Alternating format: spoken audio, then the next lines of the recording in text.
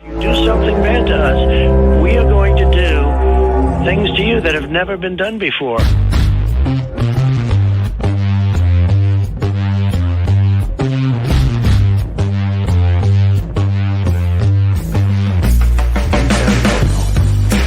What the is that, dude?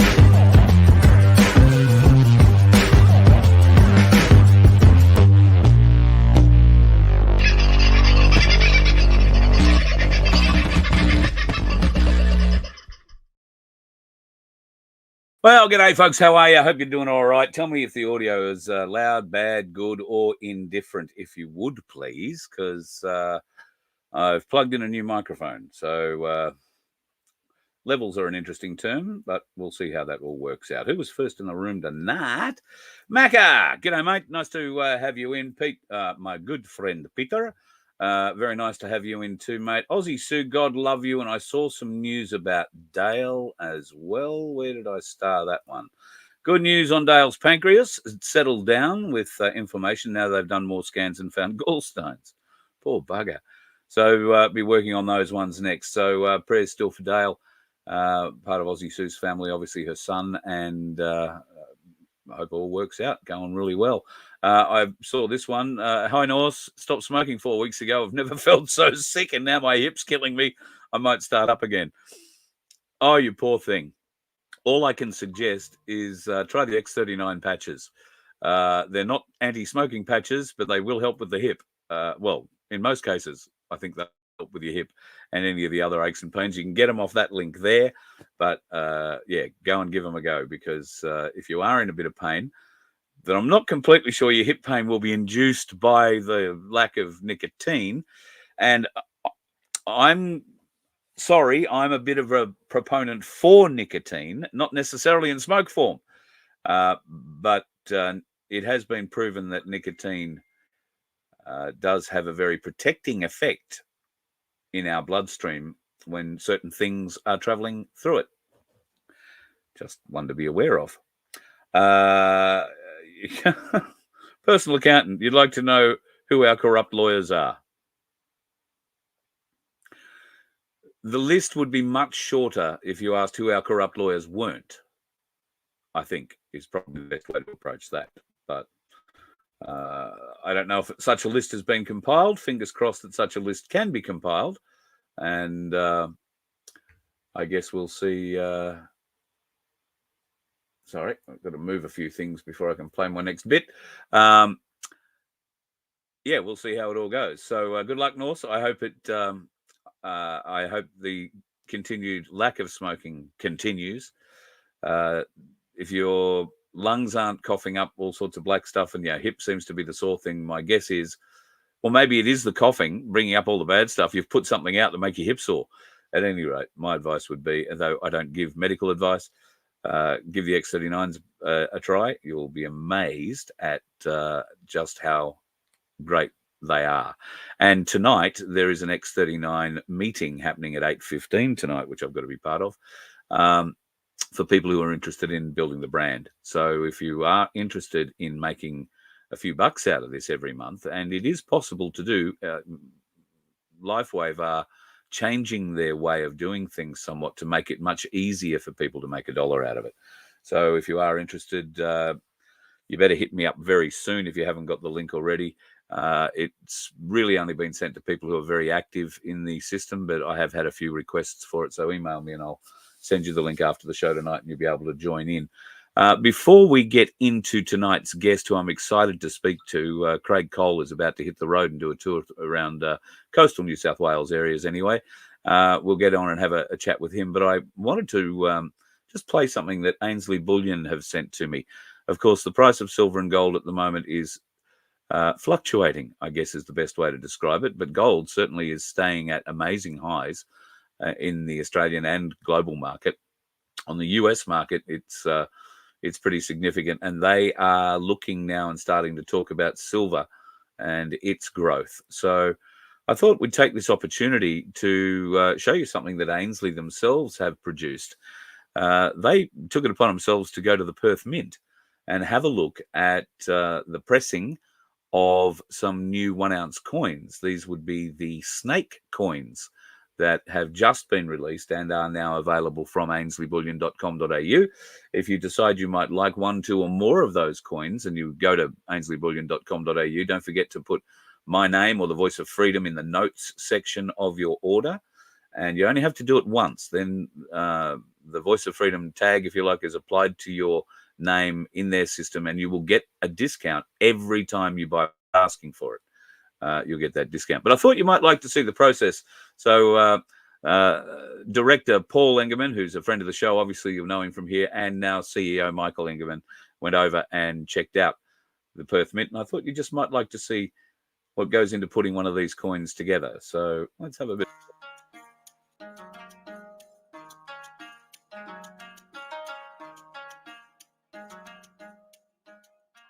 So what have we got here, Robbie? We've got So this is the 1 ounce. I think it's 1 ounce snake. 1 ounce silver coin snake. Soon to be released. Soon to Next be week, released. in fact. Yeah, beautiful product. And the snake, I think its scales really glisten and it just stands out off the coin. It does. It really looks alive. Every year we see the Lunar series come out. Everyone comments on the quality of the artwork, quality of the coin. Mm. So, and this one speaks very highly of that too. Yeah, that's great. Yeah, so even that one or the teal-coloured one is always really pretty, but even just plain ones. Oh, absolutely. Fantastic, I think. Yeah, there's a little wonder why a lot of people collect them every year, right? Yeah, I think they're terrific. So they just do a fantastic job upstairs, the designers. They're And the designers upstairs, Robbie, been doing it for a long time, or we got new people designing? Yeah, I think you've got a mix of both. I think you know got some new people bringing in sort of fresh ideas and talent, and you've got people who've been there a long time that just really understand coin designs of the world. So it's a nice mix of people that just keep coming up with really creative concepts and beautiful designs.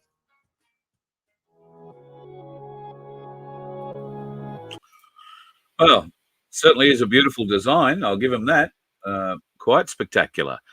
And available through ainslieybullion.com.au right now if you like. They obviously were over there a few weeks ago to film that, and they've only just been allowed to release it on their own website. So all of this stuff has to get approved by so many people. But they will be putting up a few more interesting bits and pieces that they filmed. And if you have an interest in seeing how the coins are minted, gold and silver, etc., a behind-the-scenes look in the Perth Mint will be available on the ainslieybullion.com.au website. And I might even bring a little bit of it on here to play for you at one time or another. All right, let's get on to the important business of tonight. Craig Cole is a man many people in this side of the game have known for, well, I've certainly known him for the last 4 years. He was associated with the Ricardo's mob there for a while, has gone out on his own and has taken up the cudgel, particularly when it comes to protecting our children. I'd like to welcome him onto the Voice of Freedom once again. Craig Cole, good evening, my friend. How are you? Good evening, Carl. I'm absolutely fantastic, mate. Kicking goals all over the place. And how are you? Mate, I've had a trying few days, if I'm honest, in the personal world, but we'll push through. There's no point complaining. Everybody has things to bear, crosses to bear, and you know, sorry, mate. It's snakes and ladders, mate. Swings and roundabouts. We all have good days. We all have bad days. Sometimes we have weeks that we think we're on top of the world and kicking goals, and next week we find out somebody shoved a goalpost up our clacker. But that's the nature of the game. So you wouldn't be on the field if you didn't like playing it. So that's pretty much how I view life, the universe, and everything at the moment. But you, on the other hand, have taken a much more serious view, and have decided to really reach out and alert people to the serious dangers that are posed to our children by those that should be protecting us. And you're about to hit the road. Do you want to tell us? I know you do a lot of work around Victoria. I think the last time you and I bumped into each other was in Bacchus Marsh after a day you'd been on the streets there. You're going a bit further afield this time. You're heading off to New South Wales. Yeah, thanks, Carl. I missed most of what you said because it broke up. I'm not sure if the connection's at my end or your end, but I got the end gist of it, mate. So but that's life, and I had a set of challenges this afternoon where was alerted that one of the venues, because one of the over-offended snowflakes sent in a email complaint to the Newcastle Sports Club where the Time to Rise seminar was meant to be. So the venue cancelled because they didn't want someone in their club as unhinged as what I was the manager's words. So but it's great. So it gives we've already locked in another venue. So both nights in Newcastle will be at the Croatian Wickham Sports Club, and God bless them for putting me in on the Tuesday evening. They're actually just opening up the venue on a Tuesday evening specifically for that. So, it's an extra win for them. So we're grateful for that. They can get that extra night, and we can still maintain the continuity of the tour up in New South Wales, mate. Yeah. So, man, it's going to happen. This is what, but the amusing thing was with the email, Carl, that they didn't put their name to it. Surprise. That'd be right. And yet the club caved to it because some anonymous person sent us something. I mean, that club should be named, shamed, and outed. And in Newcastle particularly, it's a very strong area for people in not just the freedom movement, people who are concerned for what's happening to our children. And I think the club's made a tragic error in thinking that you're unhinged with your message. That's certainly not the case. The manager did say, I've looked at your Facebook page, and you're a bit controversial and blah blah. So I went on to explain to him, it's the times we're in, and we're not going to get where we need to get to by pushing a footing around the issues. So, but anyway, he's blissfully asleep, and they stay that way. But that's the Newcastle Sports Club decided to do that. So if you're in Newcastle, probably go somewhere else for a beer. But the Croatian Wickham Sports Club have taken it up. But on a more positive note, well, it is a positive note. We got the extra venue. Yeah, look, it's sort of come about because I've got a lot of messages from people in New South Wales saying, can you come up here and do some presentations? And you get half a dozen messages and a dozen messages. So you think, well, there's no one really up in New South Wales on a public forum apart from Celine from the Machine, Against the Machine. Sorry, she does a great job. Celine, I don't know if you've seen her, and a couple of others. But the people up there do the people up in New South Wales obviously are staff for information. So I thought, well, I'll go up there and with the contacts, and thank you so much to Jackie George and Mandy from my place up in Newcastle, and Franco and Steve on the Central Coast, and George in in Sydney, that were helping me get the venues. So, God bless them. But while I was up there, I thought, well, I might as well stay up there for a week and run back-to-back nights, the Leave Our Kids Alone community information sessions, and I will put some content that's relevant to New South Wales as well too. But I thought, well, Carl, the Time to Rise seminars under the Team Warrior Spirit label, that it's basically 30 years of my knowledge. I did my first personal development course way back in 1992, and still friends and still in contact with the gentleman that ran that evening, Barry Edwards. Contact Barry from time to time, so as a sort of a shootout mentor, so to speak, still.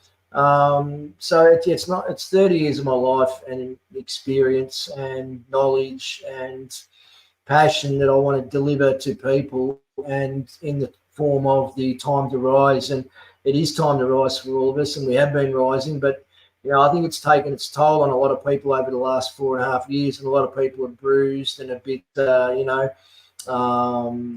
disorientated in terms of when's it going to, because we all want to see the end result, and what people don't fail to understand is, well, the beauty and the magic is in the ascent, and how much have we all grown in the last 4 years. And I know a lot of people are suffering a little bit, so if my seminars can help them, guide them, and push them onto that next level of their evolution, which they're designed to do, well, then that's the goal and that's the intention for those.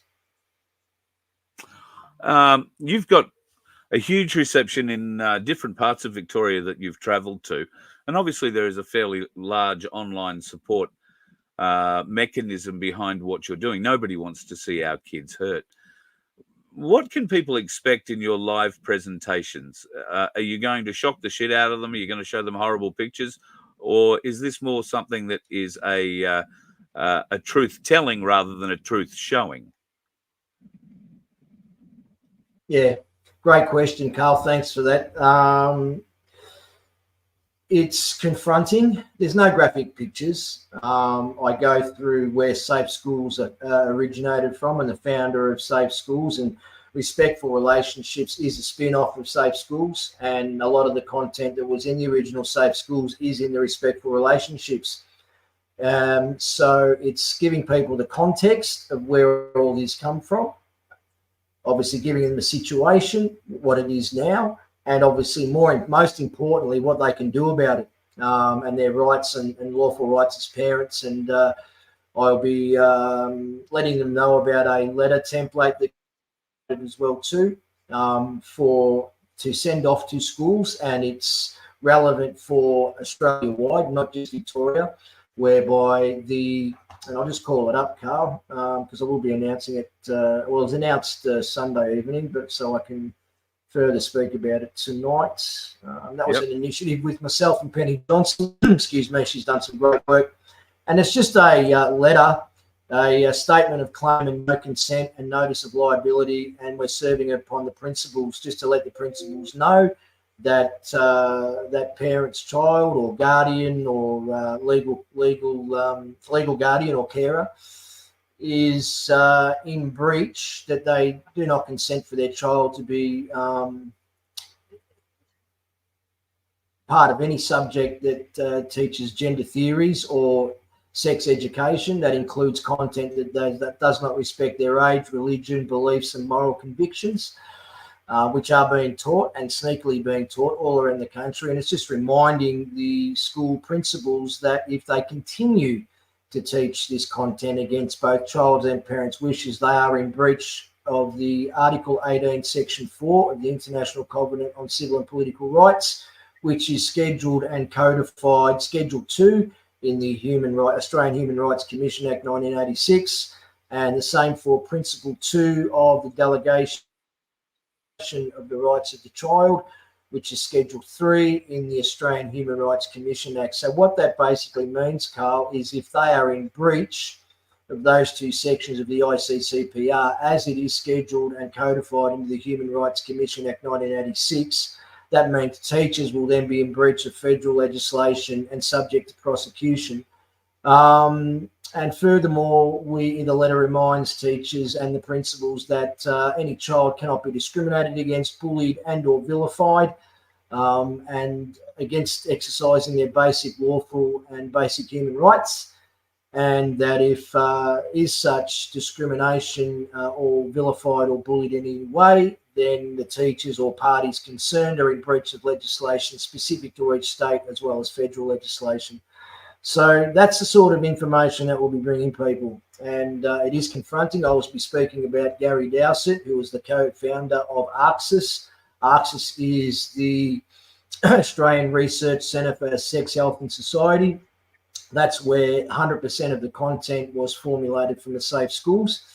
So I'll be letting people know about the links to pedophilia that Gary Dowsett has. Also, another person there from La Trobe University, Steve Angelides, and the content that he wrote in journals. I think I've covered it with you before. Obviously, letting people know what the situation is. The situation, I'll get some examples from New South Wales, but it's Australia-wide. And these aren't isolated incidents, Carl. They're really not isolated incidents. So, yeah, you know, you get a lot of... And they're being really sneaky about it. Now, I know Victoria is the worst case scenario in any situation in this country. Okay, we're the most locked down city in the world, let alone the country, over COVID. And let's start calling it for what it is, COVID, because it was one giant con. So I just lost my train of thought there for a sec. Teachers, here's the thing, and let's not forget, Why am I qualified to speak about this? Well, I spent 18 years, the last 18 years of my life since 2006, working with youth in the community, both primary school and high school, in the school settings, running life skills programs, facilitating them, and doing a lot of one-on-one mentoring for children who have, I think I might be, can you still got me, mate? Yep, cool. For children who have drug and sorry, you got me, yeah. For children who have, suicidal thoughts, suicidal children, children that have parents with drug and alcohol issues, children that have been subjected to sexual violence and sexual assaults, refugee children, autistic children, the full gamut of kids. I've worked with them. I spent 15 years in the education system, 10 of those years on an education department contract.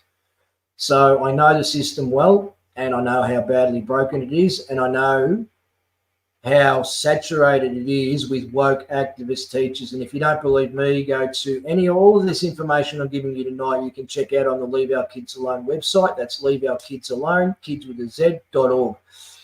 And you'll see, what was I, just lost my train of thought again. There's so much goes through my mind. Teachers, sorry? Just give us the website number again. It dropped out here. Yes, sorry, Carl. Leave Our Kids Alone, kids with a Z.org. LeaveOurKidsAlone.org. Now, a lot of teachers, and I've been privy to a lot of conversations with a lot of, as you know, a lot of meetings with welfare work coordinators, welfare workers, teachers, vice principals, the full gamut. Been worked in over 200 schools. Now, people might say, oh, that's a bit much, Craig. No, well, I've worked for 15 years in the education system, ran about programs in about 10 to 15 schools a year. So you do the math on that over 15 years. So well and truly over 200 schools, and sat in school school staff rooms in recent lunchtime. And now this is not all teachers, and I get a lot of teachers get antsy about this. It's the same ego that the nurses were on in the hospitals when they were injecting people with the poison. Well, I'm a nurse and I would know. No, and say what you get is, oh, I'm a teacher and they don't teach that at my school. Well, I'm really sorry, with all love and all due respect, you are not in every single classroom. So it's just beggars belief these people think because they work in an organisation or a place, they know everything that goes on for every minute of the day. That's your ego talking. I'm sorry, but it is. Now, a lot of these activist teachers... Keep going, sorry. No, sorry, mate. It's just you're just breaking up. I'm not sure. It's probably got to do with the connection at mine as well too, because it's not the best, the reception where I am. So there are a lot of activist teachers in the system, and they are hell bent on indoctrinating your child. Now, what's my data on that? Well, the Institute of Public Affairs here in Victoria did a report on activism in schools. You can find that on the Leave Our Kids Alone website as well too. That was a 2021 report, where it clearly shows that the curriculum is heavily weighed to left-leaning policies and ideologies, and that what is taught. Example, gender theory, radicalised gender theory. And why do I call it a radicalised gender theory? Well, for starters, the education department here in Victoria states it on their site. Okay, so, and I will get to that in a moment, Carl, because this is clear evidence. Education department lying on their own site. Okay, once again, that information is on Leave Our Kids Alone site. Teachers, like I said, God bless. Now, at your start to the day briefings that you have every day in your school, the principal or the vice principal that normally runs the meeting should inform you that if you have a third party coming into the school. Okay, now, if they aren't informing you of that, then the principal or the vice principal is being negligent in their role. Secondly, you as a teacher should ask, oh, what's that third party and what are they teaching?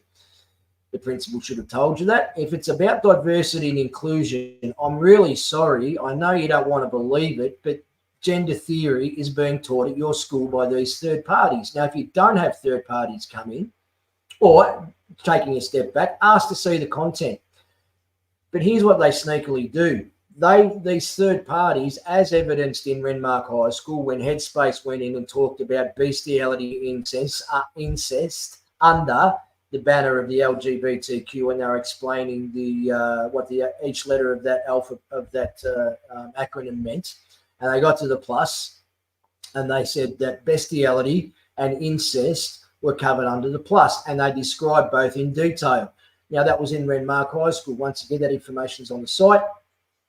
That was in Renmark High School, and it was not an isolated incident. Once again, none of these incidents are isolated. They're across the board.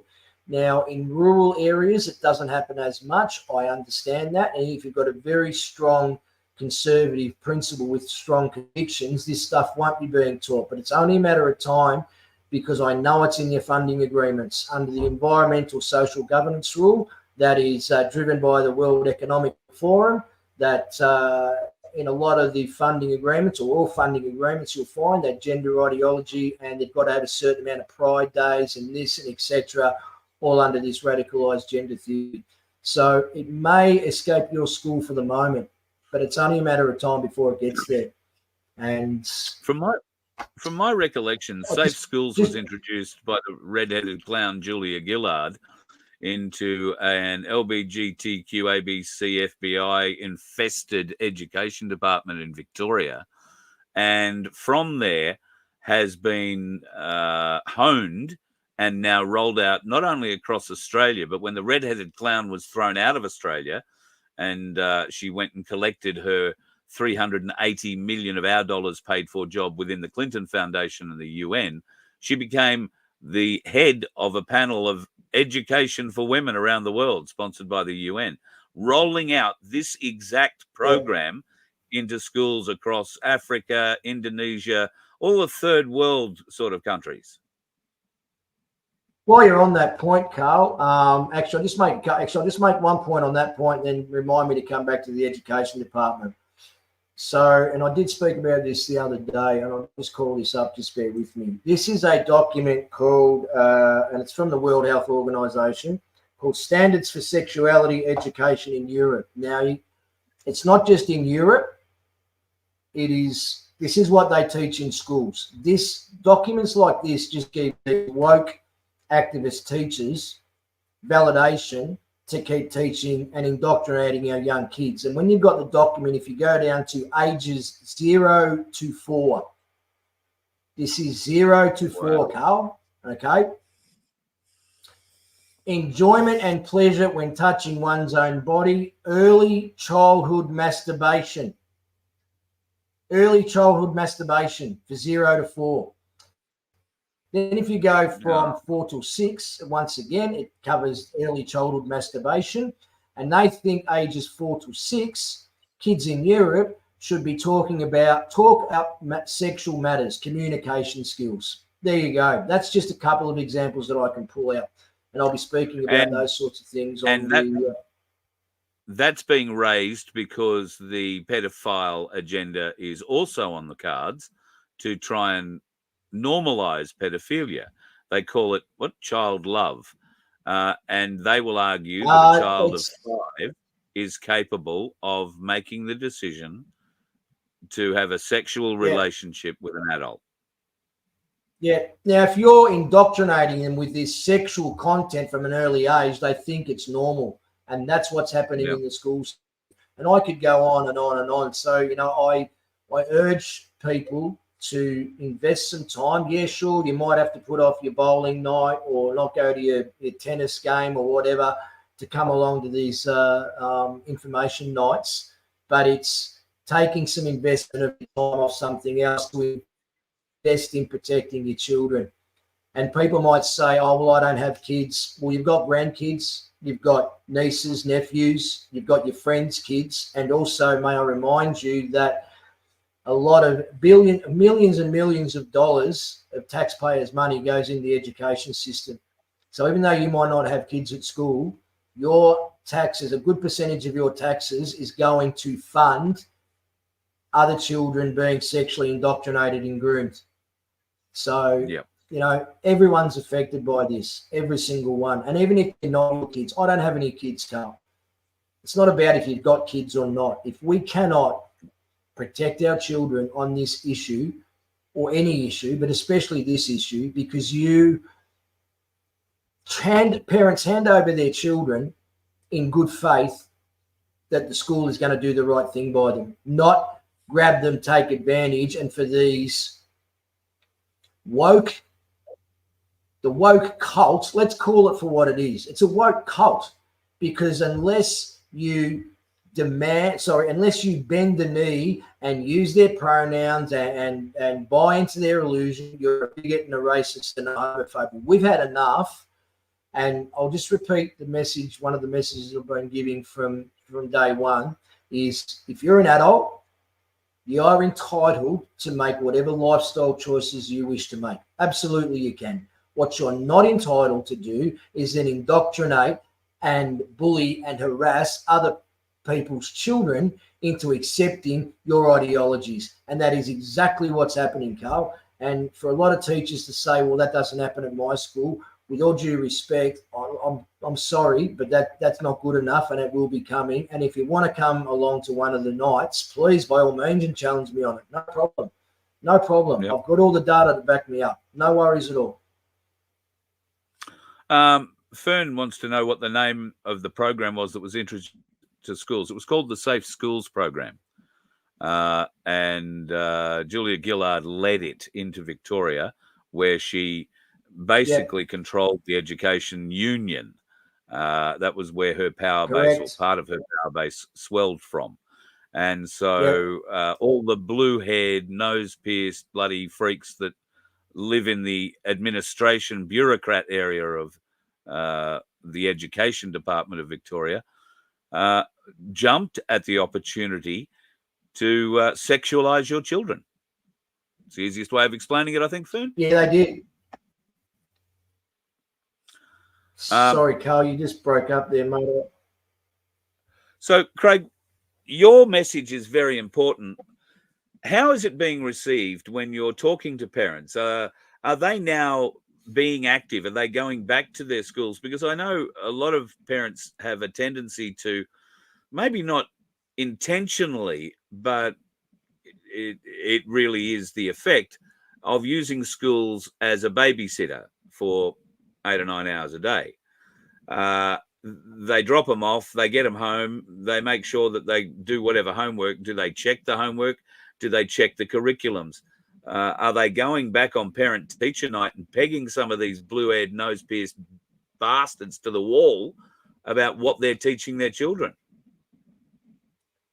No, they're not. The teachers are protected, and it's a great point you raised, Carl. And, you know, out of every bit of adversity always becomes opportunity is always created. And it's giving a lot of parents a lot of opportunity to stand up and speak up, but not enough. Like the amount that come to the presentations, and there's two reasons why, is because they'll have a conversation with their child, and about the opportunity, I'll just backtrack a little bit, the opportunity to start having conversations with your children. Now, I know it's hard to get more than 3 words out of a teenager after they've come home from school, but you're the adult, you're the parent, you lead, okay? And if you're sitting your child down and saying to them, you're speaking to them from love and concern because you're concerned and it's your job to protect them under any circumstances, maybe a good lead in, but you've got to start asking your kids what they're actually learning at school. And a good way to do that is ask them, did they teach you anything today that you felt uncomfortable with or weirded you out? You've got to speak in their language, believe me, okay? So that'll open it up to having a conversation with them, but you've got to start. And if you're not, a lot of parents have got great relationships with their children, but don't just get caught in that ego trap of, oh, my relationship with my child's good. Yeah, don't assume everything, okay? No doubt it is, and that's fantastic that it is, but you can't assume. You've got to have the conversations, because the language that they use, okay, I'll give you an example, is one of the ladies come to the last presentation. She said to me, Craig, she worked at one of the primary schools, Montmorency South Primary School, where they've got a queer club for grades 3 to 4. I kid you not. She was in the room next to where gender theory was being taught, and to grade 5 children, and the teacher was clearly heard to say, now, your parents might not agree with this or be confused by this, okay, but they're old-fashioned and it's your job to go home and educate them. That's the message was. That is just blatant brown shirts indoctrinating. It is just propaganda, and this is 100%. The strategy and the tactics that these woke, progressive cult teachers teach. Might sound harsh, Craig. Yeah, it does. And I wish I wasn't correct, Carl. I really wish I wasn't. Because it's the saddest thing. While you're ignoring that, and while you're dismissing it because you don't want it to be true, every extra day you deny it and dismiss it is another day that you are playing Russian roulette with your child, because this is how easy it is. And please hear me out on this. Kids like to pretend, Carl, as you know. I remember when I was a kid, I pretended to be 1,000 things as you did, and everyone watching did. Kids love to pretend. And there are some boys, the girls are considered they like doing, what the opposite sex activities are, whatever they are, what that may be deemed. When I was a kid, I used to play with my sister's Barbies, but I was driving my Tonka truck over it. There you go. Now, dressing it up. I'll tell you what the conversation would be now, Carl. Yeah. Sorry, mate. I don't know when to speak or not, because at my end you're breaking up, mate. So I'm not too sure when to cut in. So sorry. If I cut you off, that's the reason why. Now, that's a great point, Carl, because if you went to school, if you were a young kid, you've just spent the night before playing with your sister's Barbies, and you go into the teacher and one of these woke teachers and say, oh, Miss Smith, I played with my sister's Barbie dolls. Oh, do you like playing with dolls? Yeah, I love it. Maybe... And there'll be a few more sentences add to set you up. And would you now, if you turn around, if the kid turns around and say, oh yeah, bang, you've got a transgender child, according to the school. And they won't tell you straight away. They'll have a few more grooming conversations with them, what they consider, gender affirming care and part of the process. It's just more. And then you'll get a letter sent home or informed that, your child now wants to identify as non-binary or transgender. That's how easy it is, Carl. I had somebody say that, well, just in the chat there before, that one of the kids at a school their kid attends wants to be known as a dragonfly with pronouns of Z and Zem. And there is, I think you said it, there is no reason for us to be involved in somebody else's. And if the other child doesn't, sorry, Carl. No, I think you're right. There's no reason for us to indulge their illness.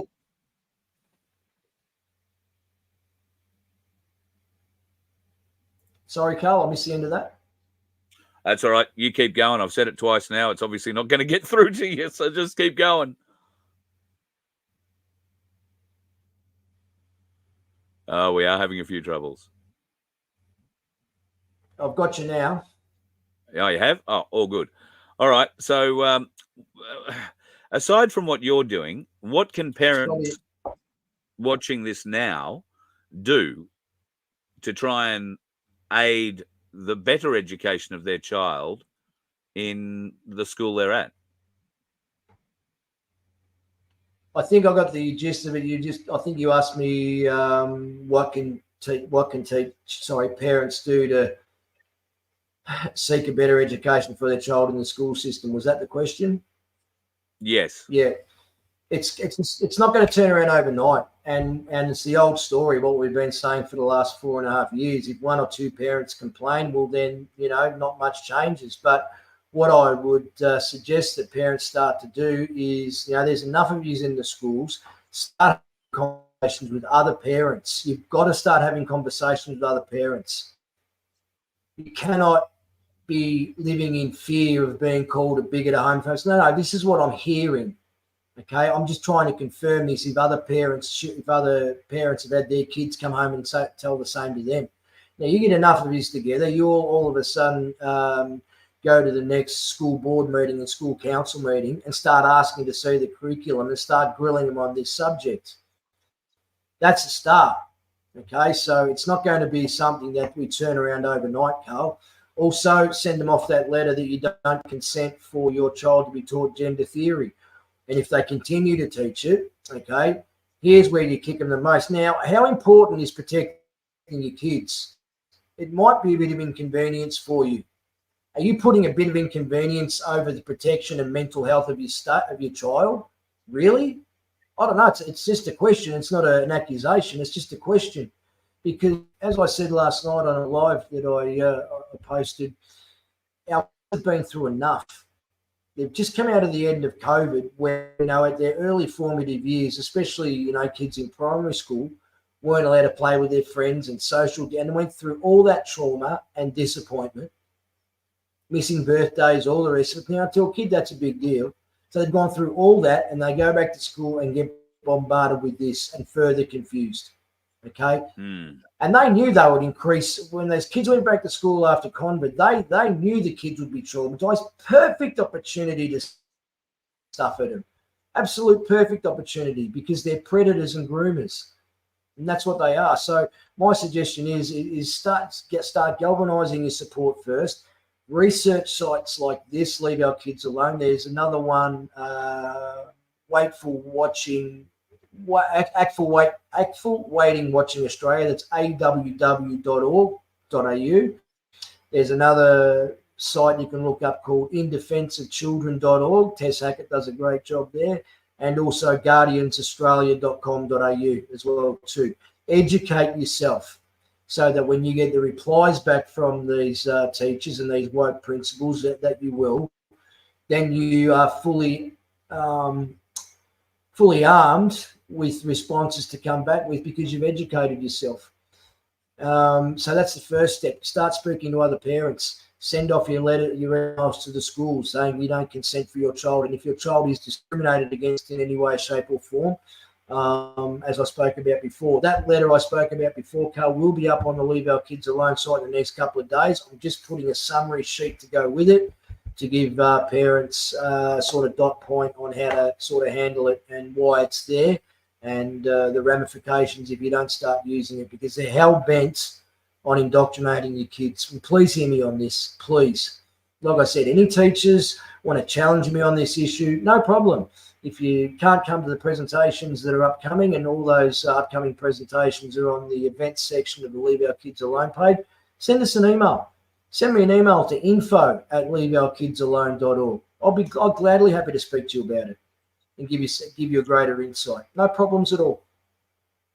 Mate, thank you so much for coming on tonight and sharing. I want to invite you back when you're on the road in New South Wales in the next couple of weeks. I do have flyers for all of your events, but I'll just go through now. Which one is it? The 14th of October that the venue's been changed that I won't show the date of? I'll just quickly go through the dates and the so we got Monday the 14th of October at the Croatian Wickham Sports Club in Newcastle.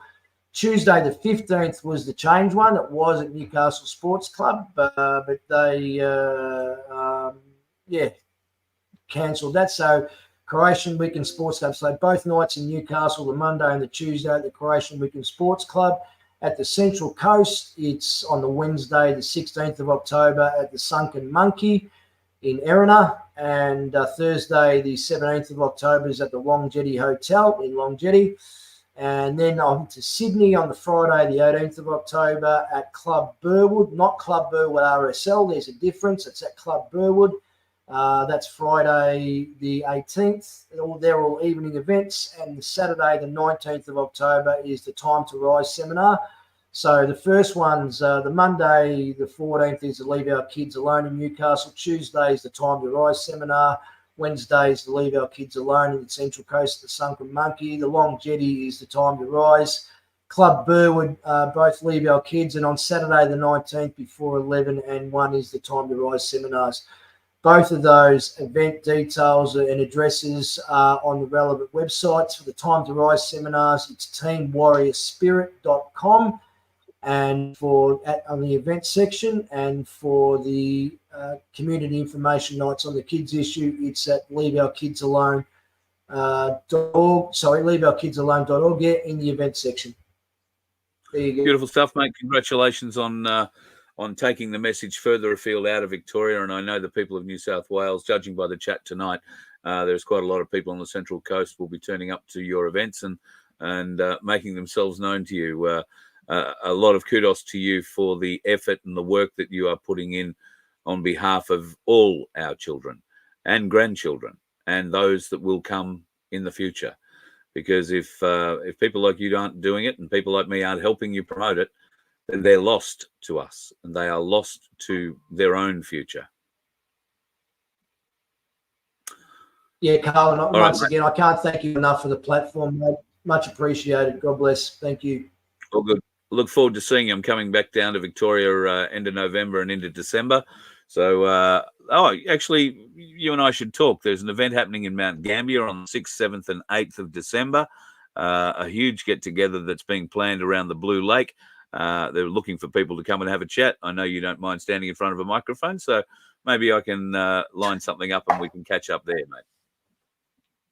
Absolutely. Thanks, Carl. All right, thanks everyone for watching, and please share this around. Information is important. Thank you. Thanks, Craig. Good luck on the travel. Be safe on the roads, mate. There's a lot of dickheads out there, you know. Cheers, mate. So, Craig Cole on the road heading to New South Wales, October 14 and 15 in Newcastle, the Central Coast, October 16 and 17, and in Sydney on the 18th and 19th. And I'll keep those dates in mind as they come closer. So you can get them, of course, the dates of the October 15 Newcastle event, or the venue at least, has been changed to the Croatian Club at Wickham. So we'll make sure we make those well known. And if you are in any of those areas, please get along, learn. If you've got kids, it may not hurt to take them along. They'll probably confirm everything that Craig's saying and add a few bits to it. So it's a very important message that Craig delivers, and hopefully many of you will receive it, and from it gain the strength to ask the questions required of your principals, of your teachers, of your education departments as we go forward. It's very important that we support Craig in this. So if you have an opportunity to pop along to one of his talks or seminars, then please do. It's a hugely important message. All right, there's a couple of things I wanted to talk about tonight very quickly. Daniel Weir had a birthday a couple of days ago, apparently. Hello, Daniel. Happy birthday. Didn't realize. If you said it in the chat, I missed it, so I apologize. I would sing you happy birthday, but, you know, I've done it enough now, and I've had offensive emails saying, please don't sing again. So happy birthday, mate. You had cold chicken. Well, you know, it is Canberra. Everything's cold in Canberra, isn't it? But anyway, happy birthday to you, mate. And many happy ones. I hope it continues on. I did star a few comments down. Oh yeah. Now we were talking about nicotine a little earlier, and how it does have some other benefits. I sort of alluded to. Chris might be onto one of those benefits. It does tend to break down the nanotechnology, or at least it stops it from traveling as freely around the body and clags it up, is my understanding. It doesn't allow it to latch on to anything. So it gets expelled out of the body in the normal way, is how I understand it. Come on. The reason it's a snake is because it's a lunar coin release, and next year is the lunar year of the snake. But thanks for your thing. There are a lot of tasty snakes and animals in the Australian bush. I would agree. Having eaten the odd snake myself at different times. I've had kangaroo. I've had emu. I don't think I've ever eaten crocodile. And I figure that's a pretty fair deal. If I don't eat a crocodile, it doesn't need to eat me. Seems like a fair trade. I think that's all of those. So there's been a bit of commotion, bit of blowback, bit of carry on about the whole rally thing in Sydney the other day, and who said what, where, and why. I was sent, I haven't counted them, but I'd say almost 20 different videos from different angles of particularly the commenting and the shouting and the swearing and the carrying on from various different people. It's sad that some people have to leap out and make accusations about all sorts of just stupid shit when really the issue at stake is being able to come together, not apart. Now, Aussie Cossack was definitely behind the organisation of one of the protests or one of the events there on the weekend. And by his own admission, he's been involved with the biggest protests in Sydney for the last however many years. That necessarily means that he's had some involvement with politicians, and the Liberal Democrats were part of that. The Liberal Democrats and he apparently had a bit of a meeting last week and or a couple of weeks ago, decided they were going to try and push this. And at that meeting, Simeon basically read them the Riot Act when they wanted to try and make sure that there were no Palestinian flags at the event, for instance.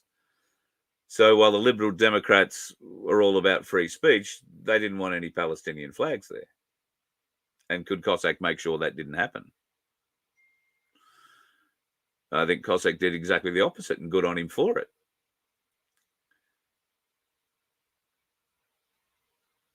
I think the Liberal Democrats were trying to do a little bit of hijacking themselves, trying to appear and take a lead in the freedom movement. I'm not saying there isn't a void in the leadership of the freedom movement. There is a significant one. And, well, a void always has to be filled. At the moment, we have a lot of strong people pushing everything that comes into that void out of it. And yet none of them are able to hold that void themselves. That is because there aren't enough of them. And that was clearly demonstrated on Saturday. With the amount of promotion that the Aussie Cossack put behind it, that the Liberal Democrats put behind it, and that John and his team put behind it. And I don't want to denigrate in any way, shape or form the effort that John and his team made to go down there. It's a huge effort. But to what benefit? At the most, there were 1,000 people at that rally. And let's be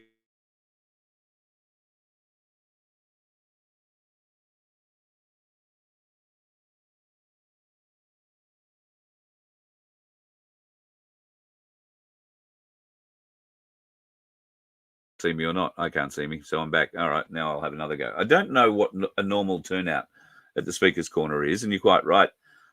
You can walk up to the Speaker's Corner and speak. That is what it's for. You don't need a permit or anything to do like that. You do much in Sydney. And if you were marching from anywhere, point A to point B, you need a permit for that. But I believe that John and his team maybe did get those permits in place. And if Cossack was part of that organisation, he would have known all that and probably organised them. So Cossack is turning out to be a rather interesting player, considering that he's marooned inside a consulate and can't come out, but is still pulling the things of those people on the outside quite significantly. The reasons for Cossack on the inside are many and varied, but he has been wrongfully, I believe, convicted of an assault crime that, you know, is the absolute proof and antithesis of inversion. Some of you may recall an elderly gentleman tried attacking the Aussie Cossack. He was waving a flag around at the time as he charged at the Aussie Cossack up a couple of stairs. So when you're an older person and you are trying to attack a younger, much larger person who is commanding the high ground, standing 2 or 3 stairs above your position, you're fighting from a position of disadvantage. This gentleman was put off balance by not a, deliberate and vicious shove by Aussie Cossack, but by a blocking technique used to save people when they're being attacked by flag-waving fucktards.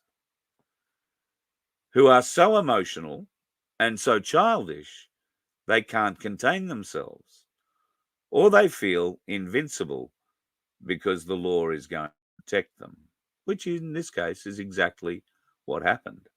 The Aussie Cossack was charged with assault of this elderly gentleman who fell backwards after his blow was deflected by Cossack. He slipped and fell backwards down these stairs that he was charging up madly and knocked himself out or hurt himself. Now, he hurt himself, but did he get charged? No. Has Cossack tried to have a go at him civilly? No, I don't think so. Cossack's too busy trying to fight his way out of the consulate. The way he was convicted, though, of that charge is also very interesting. So the Cossack has many great cases to put forward to show that justice has been corrupted in his case, I think is the only word to use. They had to shut him down in some way, shape, or form. And they certainly managed to do that for the most part. But it's still quite clear that he can raise, well, somewhere between 350 and 500 people to turn up at an event in Sydney against the Liberal Democrats, who can only raise a similar number of people. If we're honest, the Liberal Democrats raised anybody to come to that meeting beyond themselves. I think the bulk of the people that were there on the back of the Cossack and John's efforts. And all power to you. All power to you. But at the end of the day, I don't know what was spoken about at that event. I don't know what great words John told the crowd or anybody else who got up to speak, and I believe there were quite a few who did, and that's what Speaker's Corner is all about. It's letting everybody have their say. I heard it described today as organic, the stage presence. It was an organic thing. I will say that when words like organic are used in this sort of context, it usually means it was a bit of a shit fight free-for-all. But if that's what it was, that's what it was. And Speaker's Corners can be like that. In fact, you can have a speaker at every corner of a Speaker's Corner and all speaking at the same time with the crowd in the middle. I've been at one of those events. They can be very interesting if the speakers are conflicting. So, especially if you're standing in the middle of the crowd. So, kudos to those that attended the event. Kudos to those that organised the event. I'm sad that it seemed to be a spectacle of shame for our side of the argument rather than something we can all be proud of. I guess we can be happy that there was such a small group that, you know, the shame is relatively small. I don't know. I don't think so. I think we have to be better. I'm not saying that John or his team did anything particularly wrong. I'm not saying that I would support Craig Kelly and his mob, whoever that mob happens to be this week. It's pretty clear that Craig's looking for a new home again. And will he be able to find it? I don't know. But it was very clear that he was extremely upset that his best laid plans weren't going to come to fruition last Saturday. And it was extremely clear that the Aussie Cossack was in large action responsible for that. And he told them that if they were going to play the no Palestinian card, and why would they play the no Palestinian signs card? Well, they'd only do that because they are looking for the support of the Jewish businessmen of Australia to keep them going forward. They have to keep the Australian Jewish Association on side. Otherwise, they lose all that support. So if they were going to hold a rally and have a whole heap of Palestinians turn up and speak against Israel, then I suspect Craig Kelly Well, I suspect that's the reason Craig Kelly had a conniption more than anything else. And best laid plans, his masters won't be happy that it all fell over and went to shit, but maybe they'll learn from this. They do learn, sadly. Well, hopefully, so will we. Hopefully next time there will be many more. But next time, I think we just got to be careful what we turn up for. I've never been one to go and protest. I see it as begging for my rights. And I don't want to beg for my rights to be returned to me at all. But I will take them back. But I can't do it by myself. I need you and you and you and every other one of you and everybody you know to come with me on that journey. And then we will get our rights back. We will demand and take our rights back. And those that would stand in the way will be put to one side. Because it's clear they cannot be trusted. It's clear they do not work for we the people of Australia. It's abundantly clear they are working for a foreign-controlled corporation. That's why I like to keep pieces of video of the Victorian police or any other Australian police force beating the shit out of the people, because it's their way of applying for a pay rise. Once upon a time, the police swore an oath to the people. We were their paymasters. So when today, if you're hauled before a copper and you decide to say, I pay your wage, you don't. The corporation pays his wage, not the people. So when he drags you through your window and beats the shit out of you on the side of the road, he is in fact demonstrating to his paymasters just how worthy he is of a pay rise.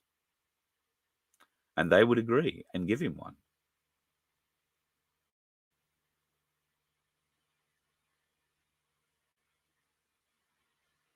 The police are not on our side.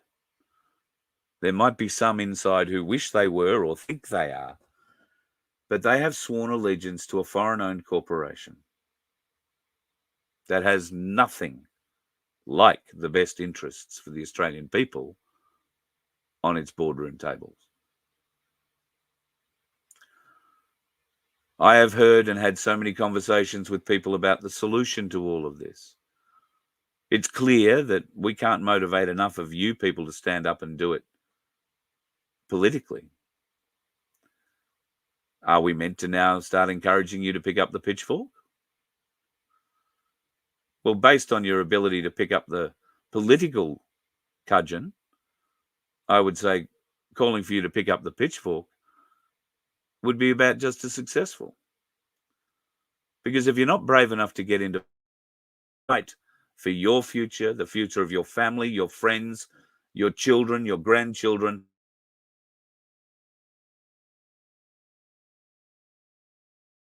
then you're certainly not going to be brave enough to pick up the pitchfork.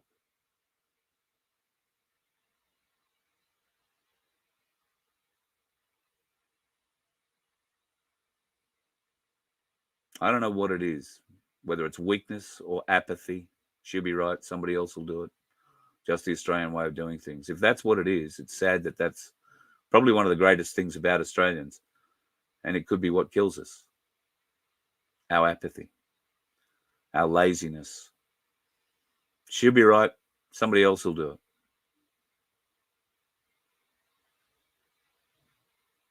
I just hope it's not the end. I hope we can find a solution that doesn't involve pitchforks, that brings us all together. It shouldn't be that hard. We all claim to want the same thing.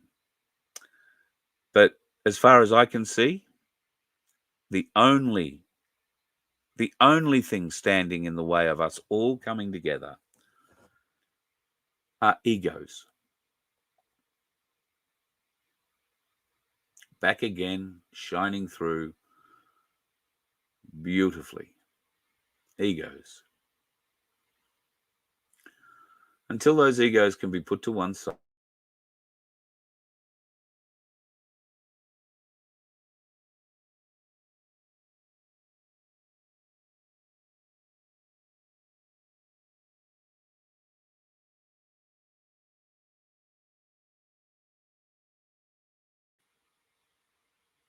took a bit of a while for the Elon satellite to catch up that time, didn't it? So until such time as we can open up the lines of communication, I believe Ricardo was ordained to come down on high tonight and speak to Australians on his own program. He's cancelled the last few, so odds are he'll cancel this one too. Although I don't think he will. He's got something to come out and crow about with he and John after Saturday. I don't know if Ricardo was there at all. He might have been sitting in a cafe watching it all unfold. He might not have bothered. He might have been too busy talking to his American audience and those people who are now supporting him, because it's quite clear there isn't a great deal of A1 support left in Australia. But that doesn't mean he hasn't got a role to play. But he doesn't play well with others. It's quite clear. He is... no, I'm not going to say that just right now. There are elements of what's happening at the moment that have a lot of fingerprints on them. And the fingerprints are in plain sight. Whether or not the people that are wearing those fingerprints realize they're showing them or not is a completely different matter, but we'll see. We just have to come together. And the only thing that's stopping that is bloody ego. All right?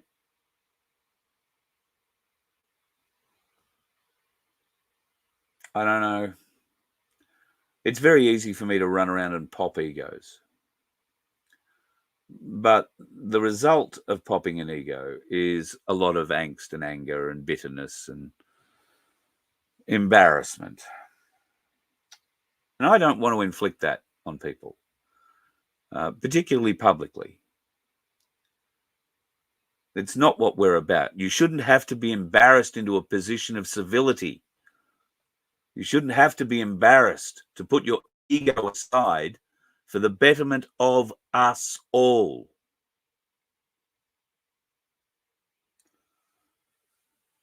And yet, it continues. I don't understand why.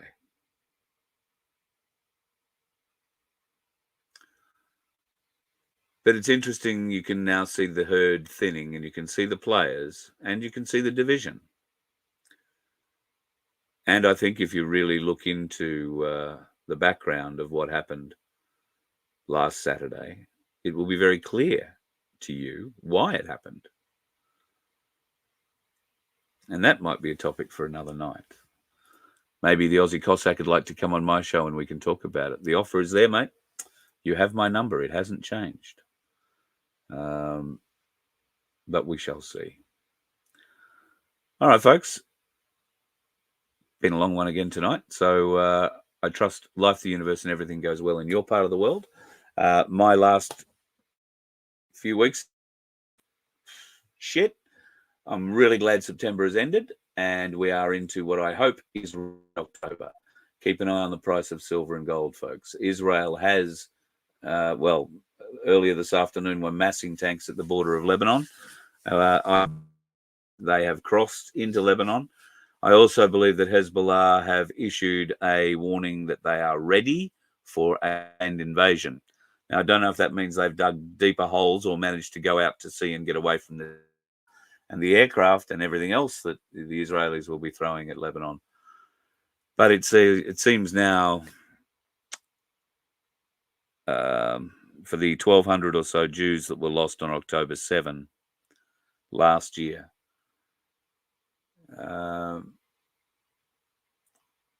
it seems like the Palestinians are going to lose that times 10 in the lead up to October 7 this year. And if you think October 7 will pass quietly without retribution from Israel, Yeah, I think we'll be very wrong in assuming that. From the river to the sea. Let's go plow ourselves a channel, eh? Watch out for the dickheads on the roads, kids. All right. You let one ant stand up to us, then they all might stand up. Those puny little ants outnumber us 100 to 1. And if they ever figure that out, there goes our way of life. It's not about food. It's about keeping those ants in line. That's why we're going back. Does anybody else want to stay? Let's rock!